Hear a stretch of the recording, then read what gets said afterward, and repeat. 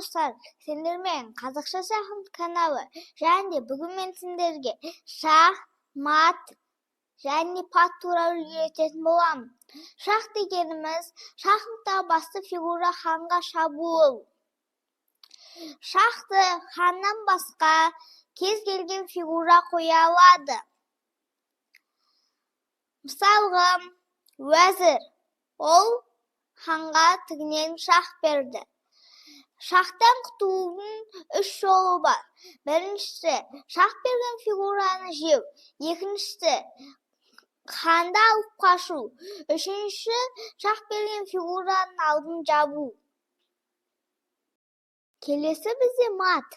Мат дегеніміз ханға шабуыл болып, ол ешқайда қаша алмай, ол фигураның алдын жаба алмай, және ол фигураны жей алмағанда мат болады.